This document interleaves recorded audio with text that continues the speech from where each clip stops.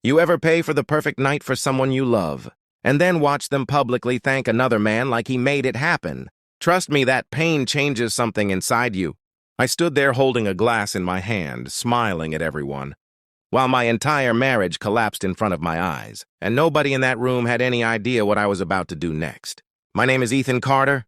I was 38, owned a small logistics company, and had spent the last 11 years building a life with my wife, Vanessa. She was beautiful, outgoing, and had the kind of personality that pulled people in instantly. I was more reserved. I believed in working hard and showing love through actions instead of words. Vanessa was turning 35, and for weeks she had talked, nonstop about wanting a birthday party she would never forget. I made sure she got exactly that. I rented the rooftop of one of the most elegant hotels in the city. There were hanging lights, live violin music, custom decorations, expensive food, and over 80 guests. Friends, family, co-workers, everyone she cared about was there. I spent almost $30,000 putting it all together. Not because I wanted praise, because I loved her. That evening, Vanessa walked in wearing a stunning dark blue dress, and everyone turned to look at her. She smiled at me and kissed my cheek. "For me?" she whispered. I smiled. "Who else?" For a moment, everything felt worth it. Then I noticed someone. Daniel. Tall, confident, perfectly dressed Daniel. Vanessa's co-worker. I had seen his name appear on her phone more often lately.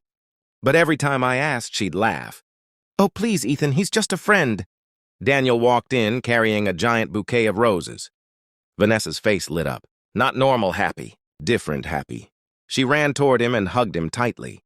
Too tightly. I felt something cold move through my chest. But I ignored it. I kept telling myself I was overthinking. Hours later, everyone gathered around as Vanessa stood near the birthday cake holding a microphone. She smiled while looking around the room. "I just want to thank everyone for being here tonight." Everyone clapped. Then she continued. "But there is one person I especially want to thank." I smiled slightly. I thought she meant me.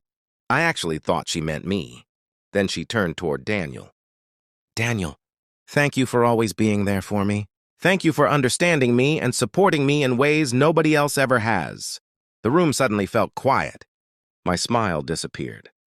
Vanessa walked toward him. "You make me feel special every day." People looked at each other awkwardly. I stood frozen. Because she wasn't looking at me. Not even once. Daniel stood there, pretending to act surprised. Then people slowly started clapping. Clapping.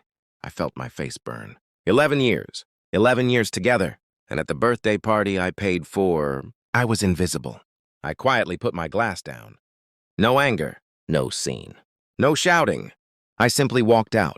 As I reached the elevator, I heard Vanessa shouting behind me. "Ethan, Ethan, wait!" I turned. "What?" She looked annoyed. Actually annoyed. "Seriously? You're leaving?" I stared at her.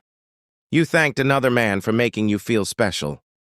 She crossed her arms. "Oh my God, you're overreacting." I laughed softly. "Overreacting, right?" I looked at her for a few seconds, then reached into my pocket and pulled out a small envelope. "What is that?" she asked. I handed it to her. She opened it. Her expression changed instantly. "What?" "What is this?" "A surprise." Inside were 2 first-class tickets to Italy and hotel reservations for 2 weeks. The vacation she'd dreamed about for years. Her eyes widened. "You bought these?" I nodded. "They were supposed to be your birthday gift." She looked up at me.